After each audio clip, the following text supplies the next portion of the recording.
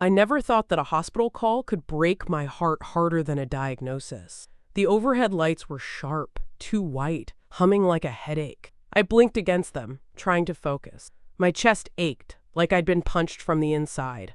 A nurse leaned over me, her brown eyes kind but cautious. "You're at Novant Health," she said. "You collapsed at home. We're monitoring your heart. Minor arrhythmia. You're stable now." I reached for the oxygen line, tugging at my nose, tried to speak. "My kids, Darren and Eliza, did anyone call them?" The nurse hesitated. A flicker crossed her face, and then she turned to the tablet by the bed. Her fingers tapped, scrolling. "We did call," she said, voice tightening. "Twice." "And?" She lowered her voice. "Your daughter picked up. She said they were hosting a Labor Day party. Said they'd check in when they could. It was September 2nd. I swallowed something bitter that rose in my throat. I had just come back from the ICU. I was 68, not ancient, not yet fragile. I'd been alone in my condo kitchen when the dizziness hit. I grabbed the counter, slid to the floor. I must have hit my head. The ambulance came after a neighbor heard my body hit the tile. A party. I had nearly died in my kitchen, and they were making cocktails. I turned my face away, staring at the beige curtain, swaying near the air vent. Nurse Carla Wexler stood quiet at my side. "Miss Carter?" she said gently. "We have a log of the call, and a transcript, if you want to keep it for your records." "I want it," I said, my voice rough. She nodded. "It's already printed. We also collected your Medicare intake paperwork, in case you need to notify family. Would you like me to list someone else as your emergency contact?" I nodded again, but I didn't say a name yet. There was a buzzing in my ears that wasn't medical. It was clarity. Some part of me had been waiting for this, for proof, for a clean moment of truth that left no room for doubt. And now I had it, not just in memory, but in ink, on a hospital printer. They didn't come when I almost died.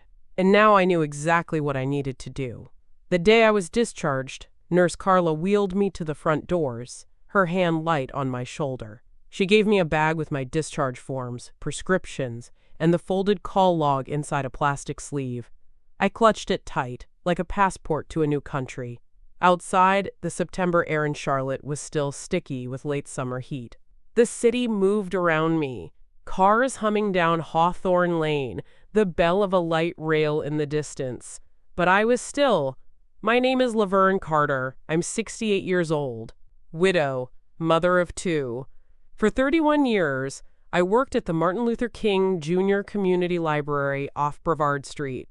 I shelved books with joy, helped children learn their first letters, led poetry nights for seniors, and ran summer reading contests with small prizes, gift cards, donated puzzles, once a new Kindle from the Rotary Club. When my husband Leon died in 2011, I kept going. Grief doesn't stop the clock. I downsized to a modest but bright condo in uptown Charlotte, 2 bedrooms, 1.5 baths. The mortgage was long since paid off.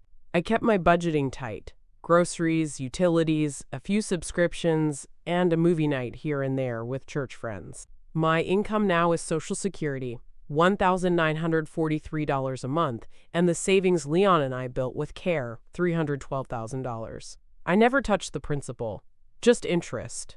It's not wealth by city standards, but it's comfort, independence, security.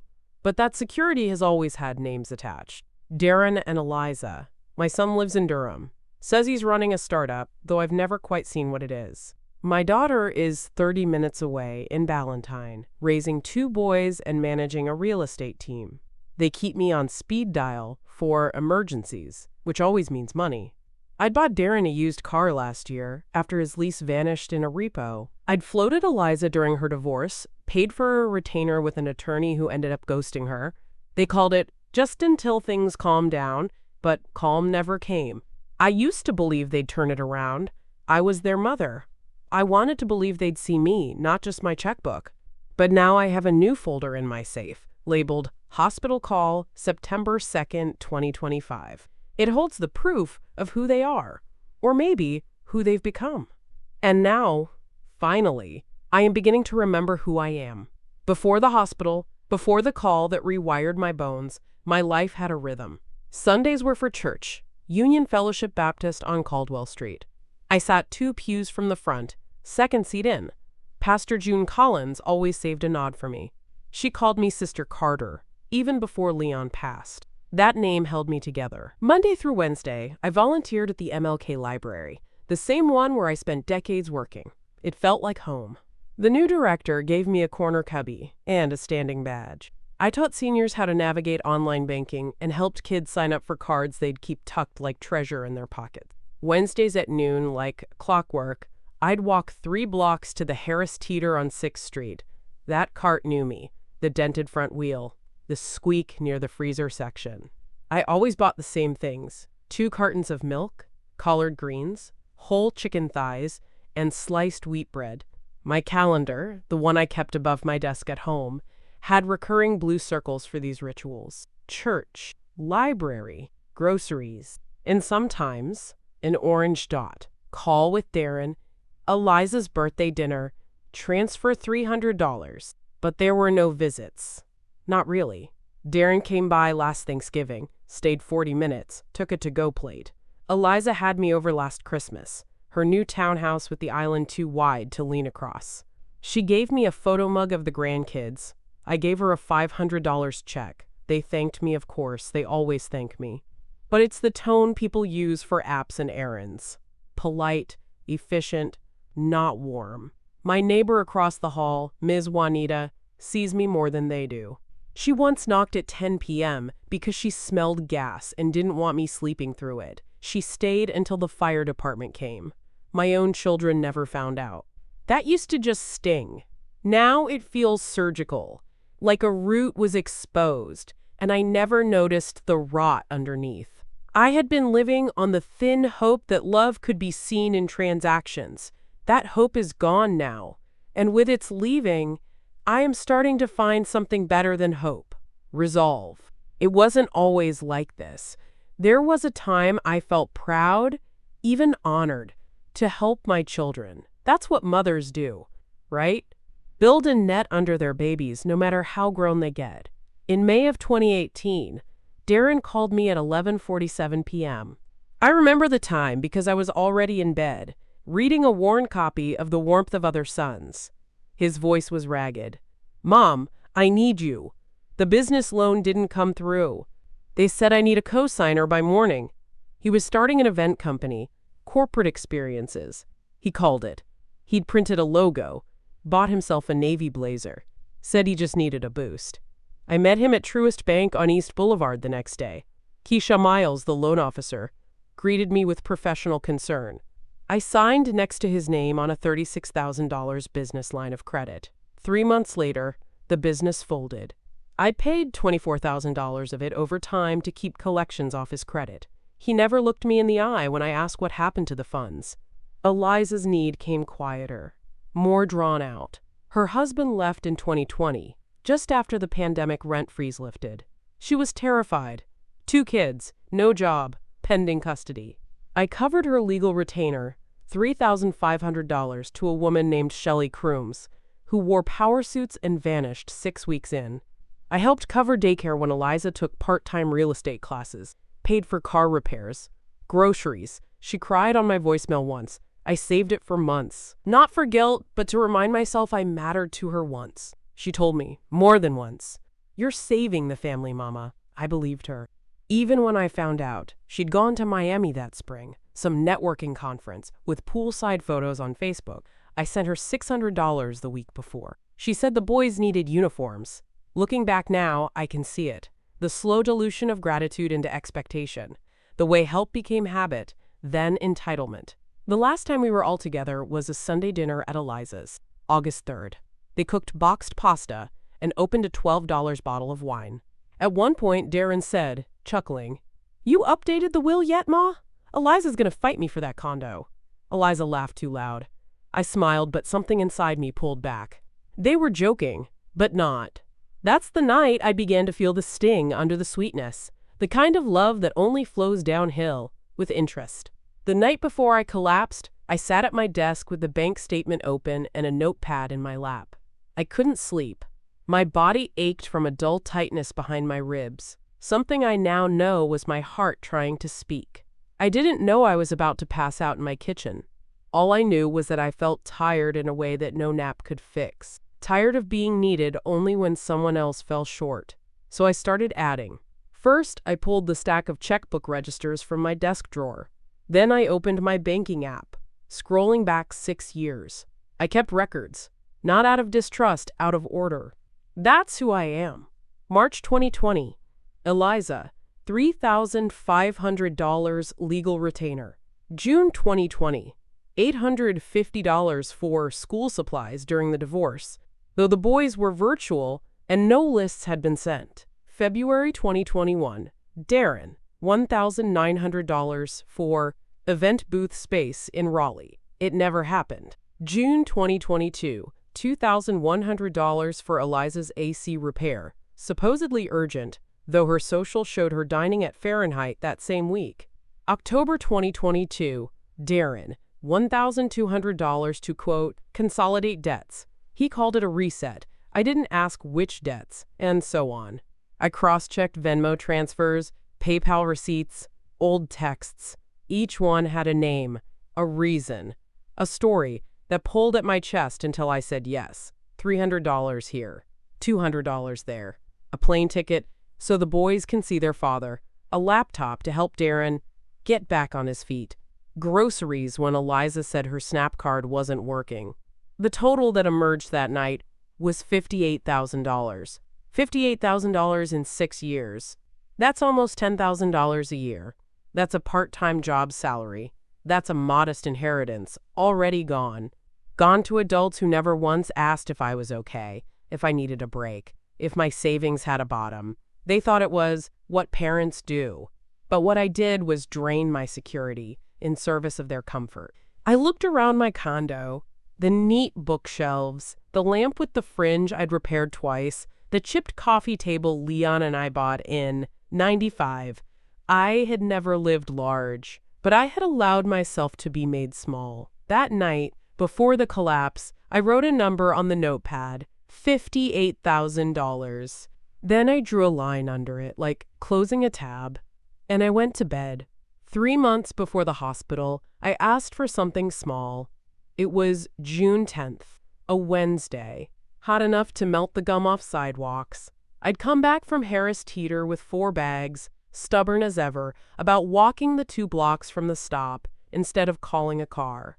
I didn't think much of it, just routine, until the elevator stalled and I had to take the stairs to my 3rd floor unit. By the time I made it to the lobby, sweat was trickling down my spine, my shoulder burning from a torn strap. I texted Eliza from the lobby couch, "Hey baby, any chance you could help me bring these up? Just finished groceries." She responded 4 minutes later, "Mom, I'm at Pilates and then I've got showings. Just Instacart it next time, please. Just Instacart it." I stared at the message until the letters blurred. The concierge, Miguel, noticed me sitting longer than usual. He came over and, without asking, took the bags from my side. "Miss Carter," he said, "you don't have to do this alone." That phrase, simple as it was, cracked something in me. I thanked him, tried to laugh it off. Just being stubborn. He didn't laugh, just nodded and rode the elevator with me, placing each bag on the kitchen counter before quietly excusing himself. After he left, I sat down and looked through the receipt. 2-for-1 ground beef, canned tomatoes, a box of brownie mix I'd grabbed on a whim. Nothing extravagant. And yet somehow, asking for help had made me feel like an inconvenience. It wasn't just the refusal. It was the tone.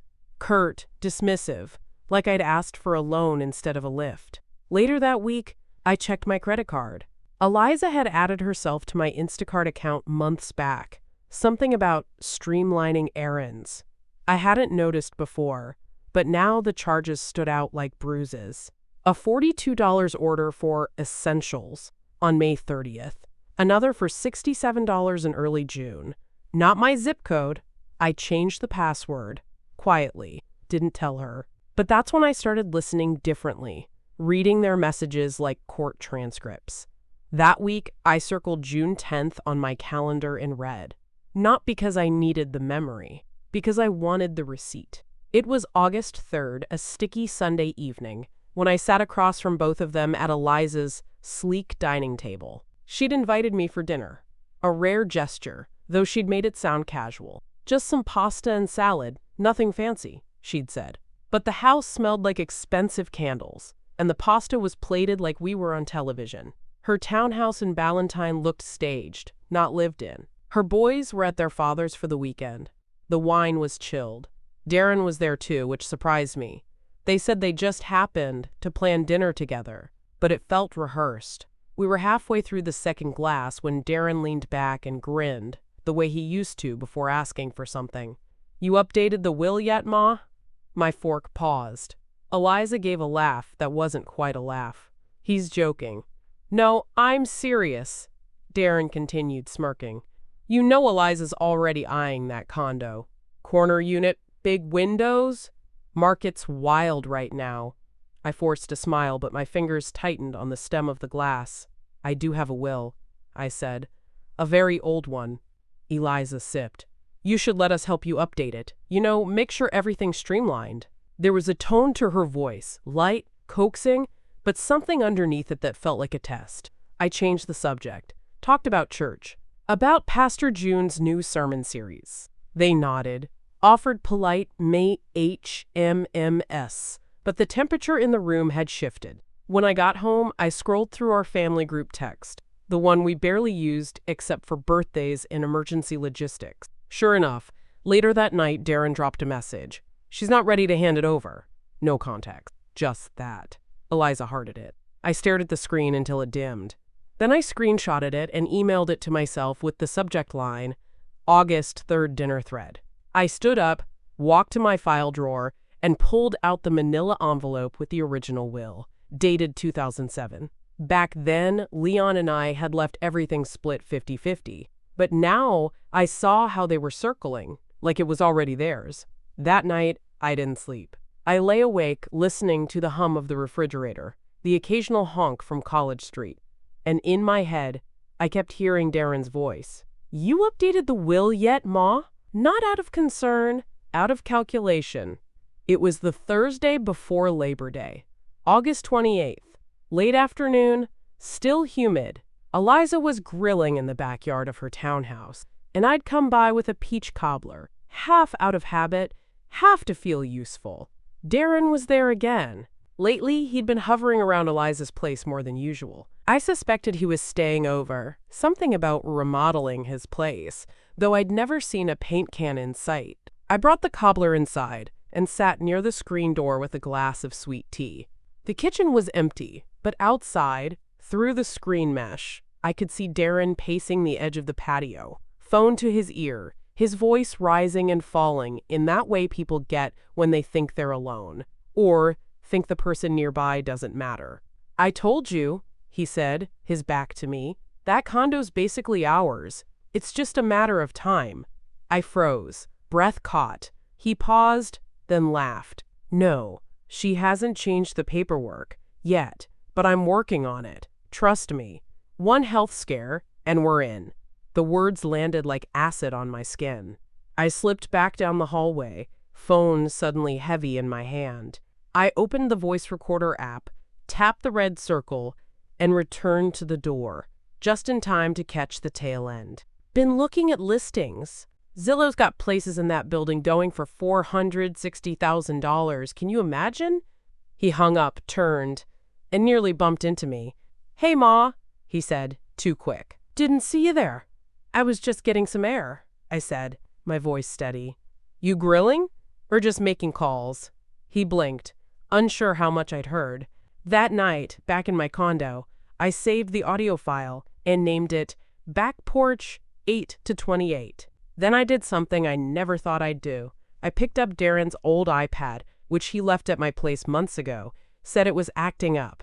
It wasn't locked. Inside the Safari app were Zillow listings, condos in my building, bookmarked, several with my address typed into the search bar. My heart pounded, not with fear, but recognition. They weren't just circling, they were planning, and I was the property. That's when I created a new folder on my desktop, Receipts.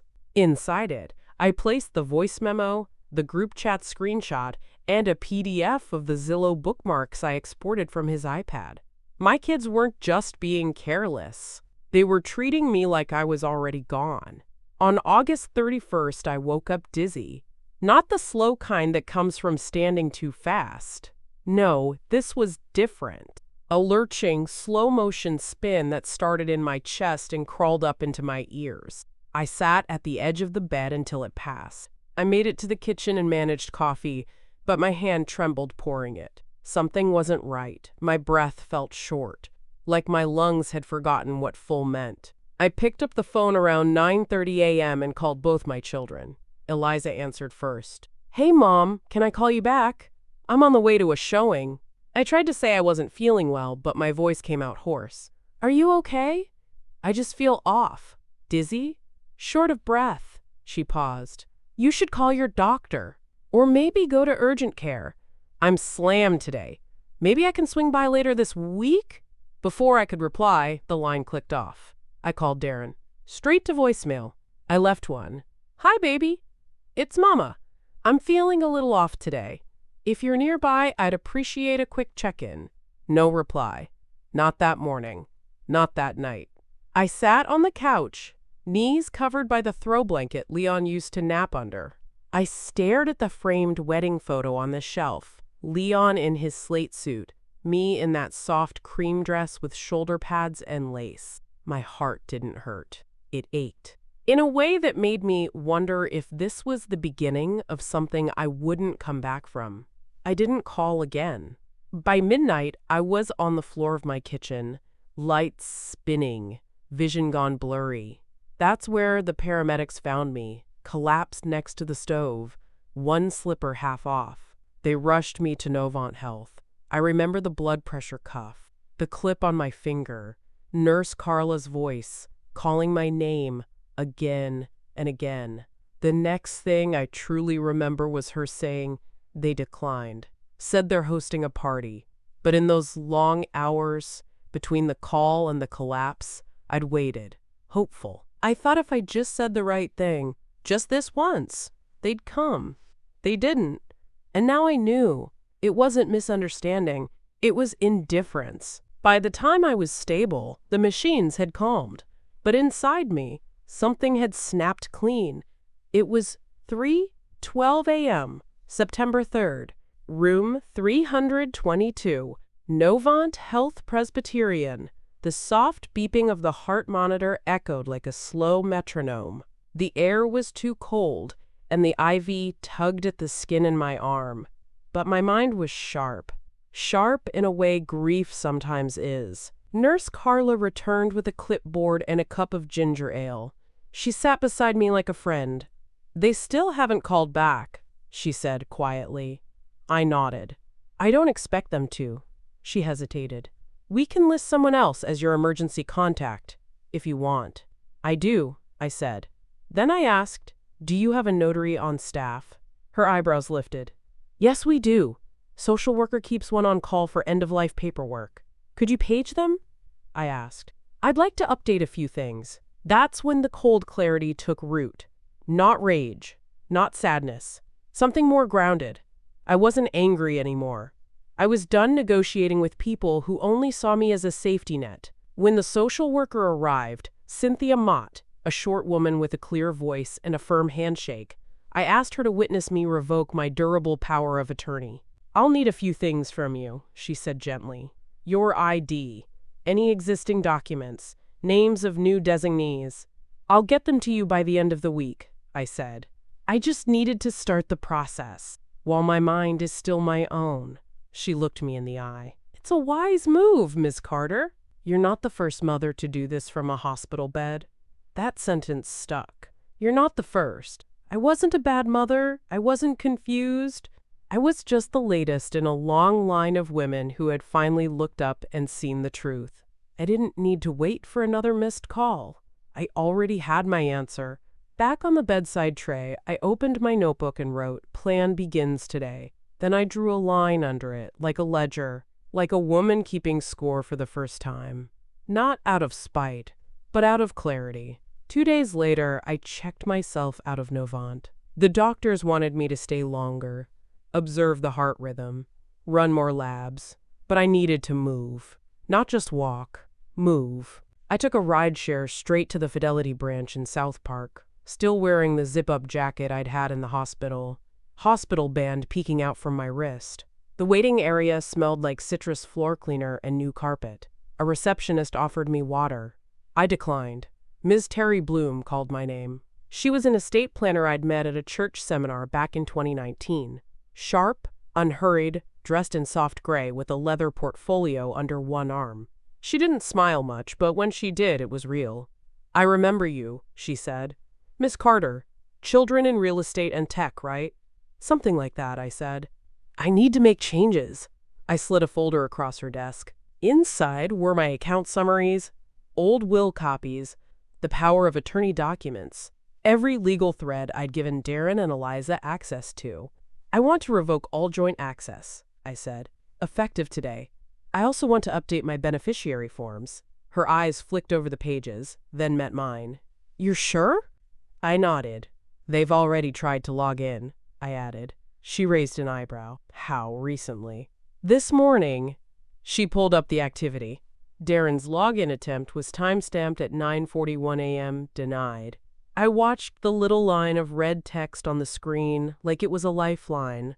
"Unauthorized access attempt blocked." Terry began typing. One by one, we canceled authorizations, revoked online access, removed third-party permissions, printed revocation letters and signed them together. Then came the final step. "Do you have a new beneficiary?" she asked. I handed her a printed form. United Fellowship Charities, Charlotte Branch, Pastor June's outreach nonprofit. They run food drives, home repairs for seniors, a scholarship fund for first-generation students, all things I believed in, all things my children had never once volunteered for. Terry gave the faintest nod. "That's solid, clean, and protected." "Good," I said, exhaling for the first time that day. "I want a copy notarized. You'll have it by end of day." When I left the branch, the sun was high, hot again. Charlotte traffic buzzed around me like always. But I felt different, like I'd closed a vault door inside myself. They no longer had the keys, and I didn't need to explain why. On September 6th, I walked into the MLK library, not to volunteer, but to scan. The sun was sharp that morning, cutting across the sidewalk like a blade. I wore my church hat, not for style, but for protection. When I stepped through those glass doors, the cool hush of the library felt holy. I headed straight to the public computer lab with a canvas tote of documentation. 7 years of paper. Miss Charity Lane, a tech volunteer with box braids and an attitude like steel wrapped in silk, recognized me immediately. "Sister Carter, you back?" she asked, rolling over on her desk chair. "Just for a project," I said. "Can I use the scanning station?" She gave me a nod and a flash drive. "Need help digitizing?" I hesitated, then handed her the first stack. Annotated bank statements, screenshots, Venmo transfers, gift memos written on the backs of birthday cards. "I'm building a binder," I said. She raised an eyebrow. "You making a case?" "Let's call it archiving clarity." She smiled like she understood more than I said. "Amen." We worked in silence for over an hour. Every item got scanned, titled, and filed in folders with clear labels. Darren transfers 2018 to 2023, Eliza legal support receipts, joint account access revoked texts, group thread screenshot, August 3, audio recording, back porch, 082 8M, 4AI, brought printouts too.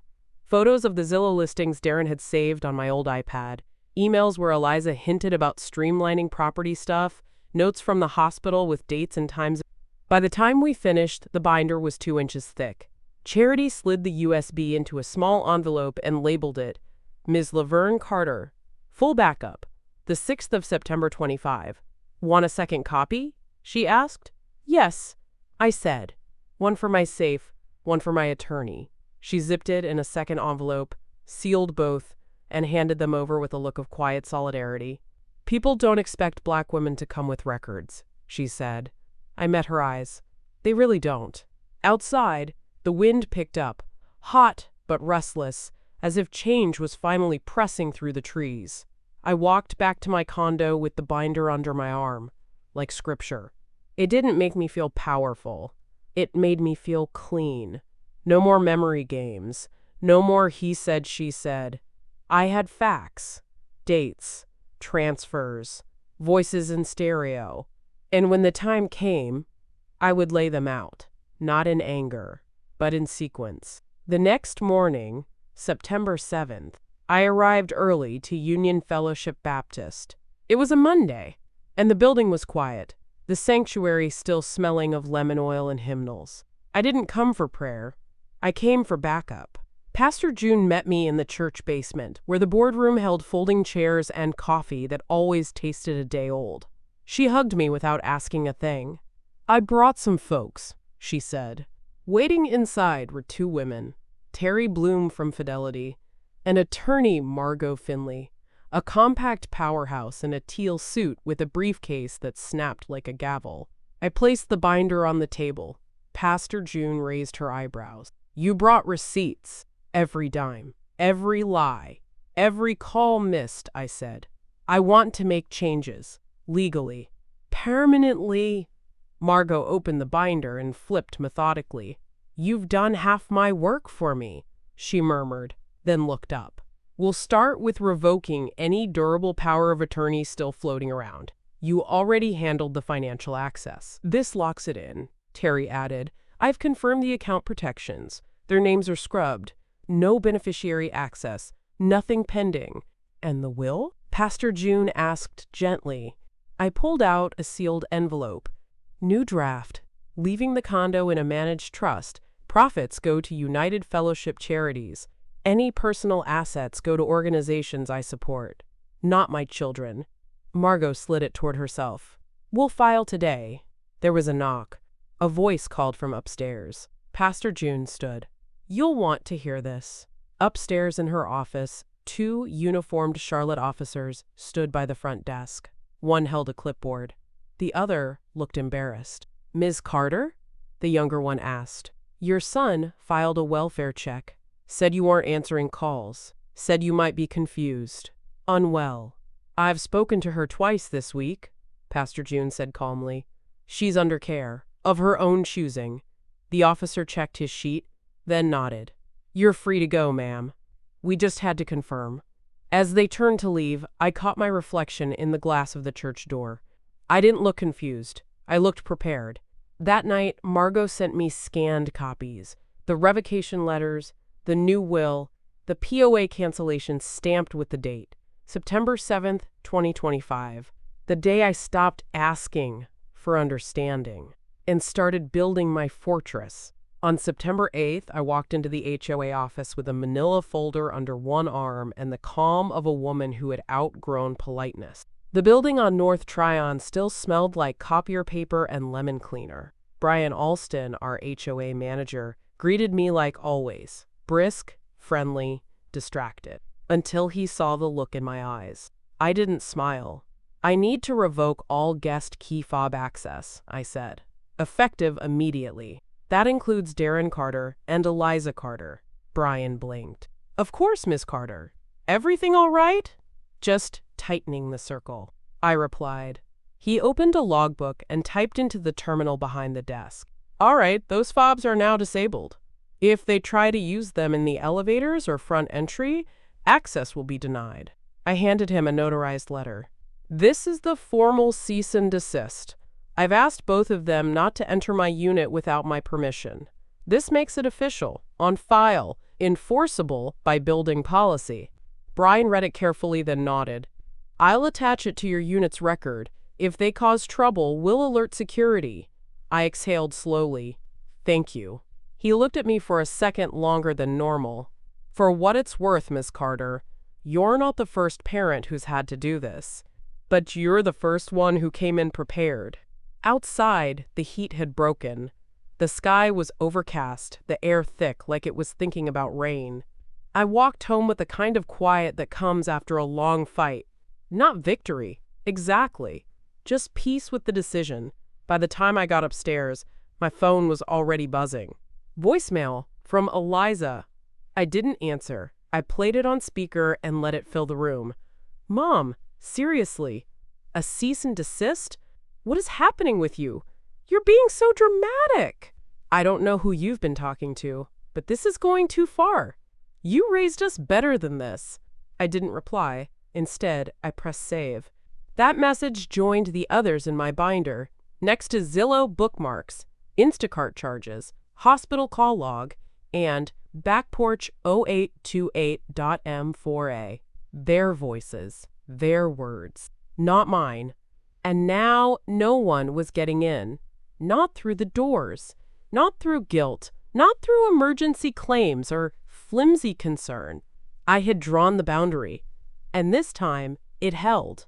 The next morning, September 9th, they came. I was still recovering in Ward 3C, Novant Health, this time for scheduled observation, not crisis. The nurses had moved me to a quieter corner room, tucked behind a divider curtain that softened the overhead light. Nurse Carla came to my bedside around 10:30 a.m., eyes wide. "They're here?" she said softly. I didn't have to ask who. Darren first, Eliza behind him, both at the nurses' station, loud enough to draw attention. "She's not answering her phone," Darren said, voice sharp. "She's vulnerable. We have a right to see her." Eliza was crying, or pretending to. Her mascara didn't smear. "Where are her children?" she said, pressing her palms to the counter. "You don't understand. She's never done this. She's confused." Carla stood firm, tapping into the system. "Ms. Carter has designated privacy protections. No visitors unless authorized." Darren slapped the counter. "That's ridiculous. Who even put that in place?" "I did," Carla said. Then she looked directly at them and added, "Because she asked me to." They didn't see me, but I saw them, from behind the divider. Darren pacing, Eliza whispering urgently. No panic, no grief, just strategy. They weren't here to care. They were here to control. Hospital security appeared, called by another nurse who'd seen Darren's hand hit the counter. They didn't escort them out, not quite. But they made it clear. No access, no rights. I watched it happen with a stillness I'd never known I was capable of. When the voices faded and the door clicked shut, Carla returned with a fresh cup of ice water. She placed it on my tray and gave a faint smile. "You okay?"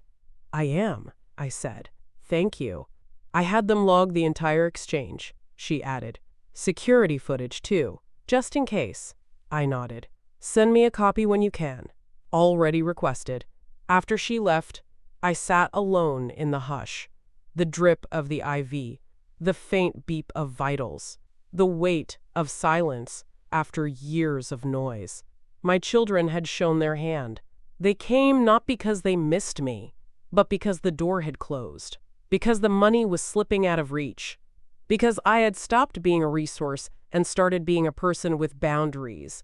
And the moment they couldn't push past the nurse's desk, that's when I knew I was finally beyond their reach. 1 week later, on September 16th, they came back. But this time, the room was empty. Room 322 looked just as it had during my last stay. Beige walls, buzzing fluorescent light, blanket folded with nurse precision. But the bed was stripped, the chart hook bare.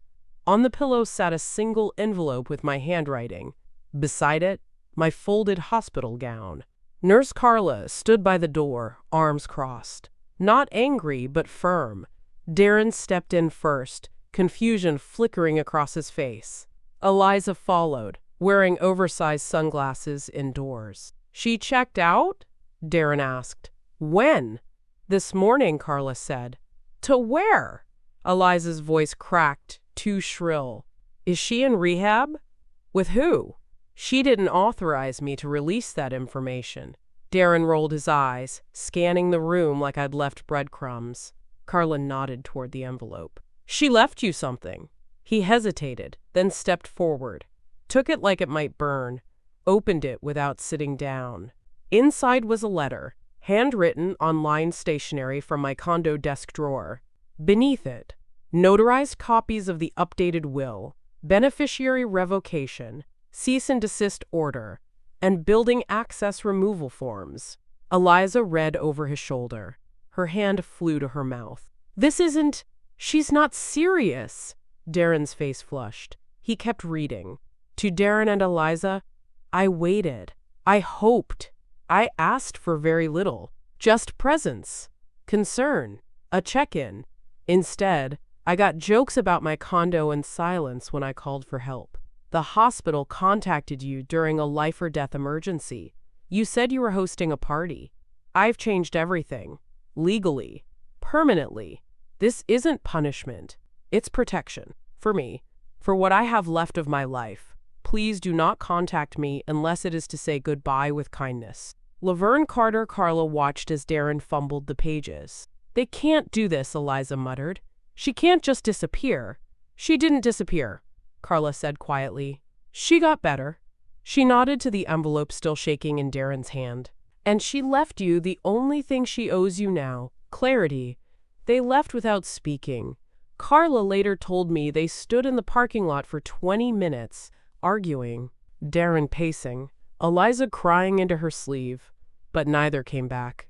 That evening, I sat in a friend's spare bedroom, tea steeping beside me, binder zipped in my lap. I didn't cry. I didn't gloat. I just exhaled. That room, with its borrowed blankets and creaky dresser, felt like freedom.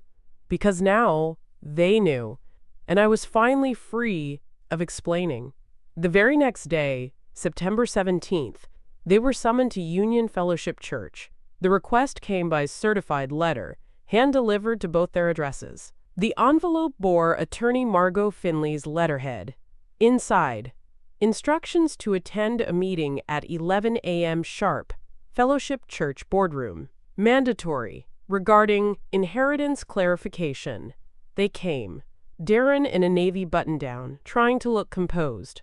Eliza in sunglasses again, this time without the theatrics. Just pale, set jaw, tight hands.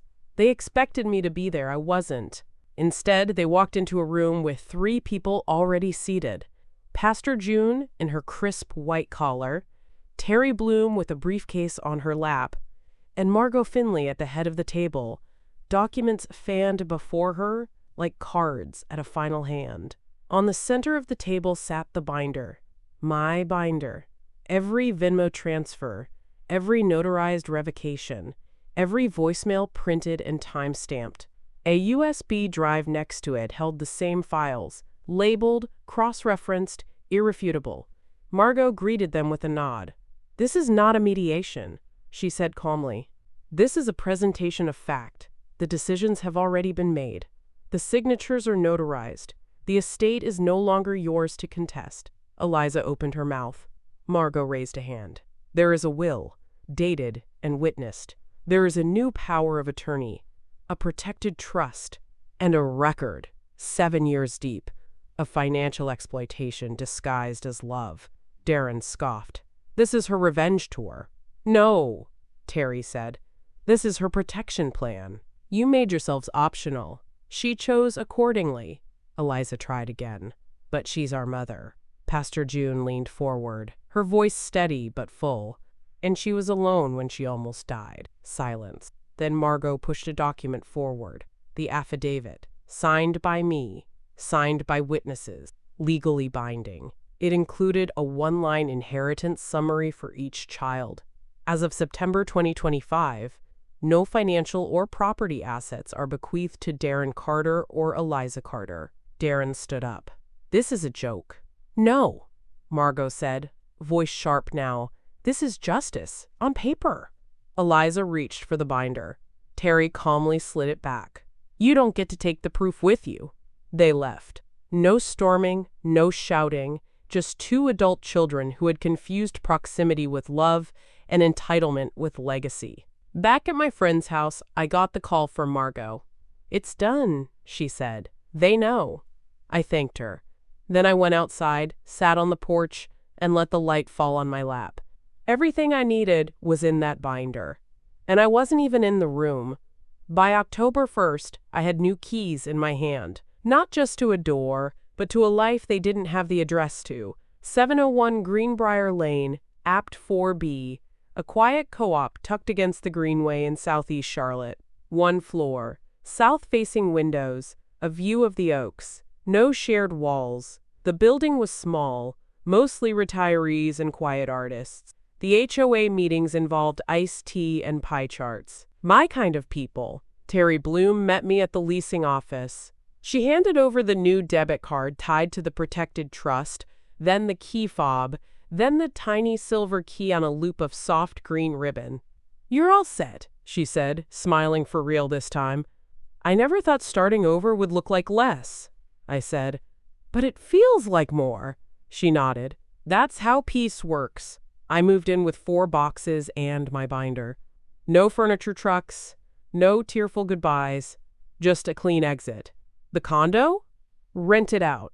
Managed by a service with good reviews and firm contracts. The proceeds, $2,400 monthly, went straight into United Fellowship charities, per the trust's terms, every dollar accounted for. Not a penny for Darren, not a cent for Eliza. They didn't take it well. 3 days after the church meeting, Darren texted, "So that's it? You're cutting us off completely? You think this is fair?" Blocked. Then Eliza, "Mom, we need to talk. Please. We were just caught off guard." Also blocked. I gave their numbers to Margot. She flagged them as non-essential contacts. I listed Pastor June, Terry, and Ms. Charity Lane as my emergency contacts instead. My circle now fit on one page, and it was solid. I bought a new phone, new number. I updated my driver's license. I bought myself a kettle shaped like a robin and a second-hand armchair that didn't match anything, but cradled my back like a mother would. Most nights, I sat in that chair by the window, tea in hand, binder zipped away in a drawer I rarely open now. I didn't need to revisit it. I just needed to know it was there. Proof of love given, of harm received, of boundaries drawn, of justice served. And every time I locked the door behind me, new lock, new life, I touched the small silver key on the green ribbon, not because it was valuable, but because it was mine. The one key they'll never have. And I slept, finally, without waiting for anyone to come.